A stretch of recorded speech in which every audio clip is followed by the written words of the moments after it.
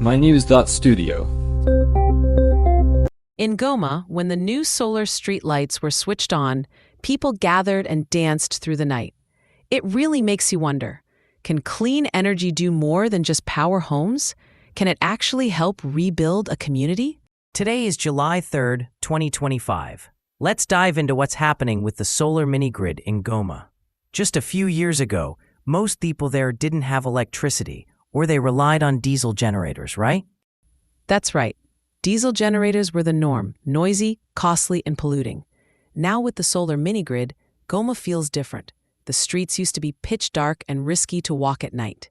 Now, they're lit up. But it's not only about being able to see. It's also about safety. When the streetlights are on, there are fewer places for attackers to hide. So the effect is immediate. But I'm curious, how does this change daily life and the local economy? Are shops and businesses actually benefiting? Absolutely. Businesses like grain mills and even small movie theaters can stay open much later now. Street vendors who sell cold drinks can actually keep them cool. And when those first streetlights came on, there were real celebrations, people singing, dancing. That's more than just a nice moment. It shows how important reliable electricity is for dignity and daily routines. Who keeps everything running? Is it all up to the company, or do local residents pitch in? The community's deeply involved. From the beginning, residents decided lighting was their main priority. Now, they help manage and operate the grid, report outages, and even protect the equipment from theft. That kind of involvement creates real ownership and keeps the system working. And the company behind the project is Nuru, right?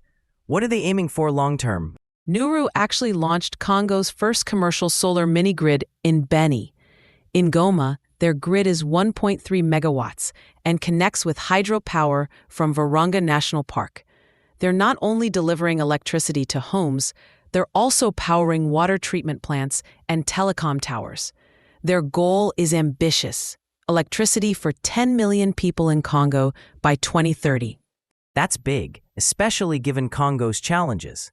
Isn't it true that only about 20% of the population there has electricity right now? Yes, only about 20% out of nearly 90 million people. Most still don't have reliable electricity, and this isn't unique to Congo. About 85% of people worldwide without electricity live in sub-Saharan Africa. Scaling up these projects means dealing with technical, financial, and political obstacles. Let's unpack that a bit. Technically, each mini-grid has to operate on its own since there's no national grid, right? So every site needs its own team and maintenance. Exactly. Every grid is self-contained, so skilled staff are needed at each location. Financially, it's tricky too. Funding comes from a mix of investors and sometimes international donors, who need to be convinced these projects are sustainable. Politically, ongoing violence is a real risk.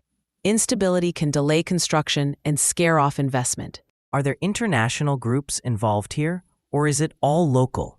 The International Finance Corporation, for example, is investing $400 million in solar mini-grids across the DRC, aiming to reach at least 1.5 million people.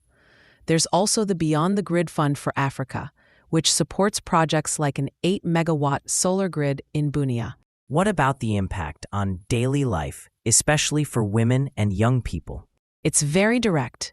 With safer streets, women and children can move around after dark. Night markets and longer working hours open up new jobs, especially for women entrepreneurs and youth. Electricity means students can study at night, and small businesses can grow. It's a clear case of social inclusion. Why should people outside Congo pay attention to this? Is there a lesson here for other countries or regions? It matters beyond Congo. Access to clean energy drives growth, better health, and security everywhere.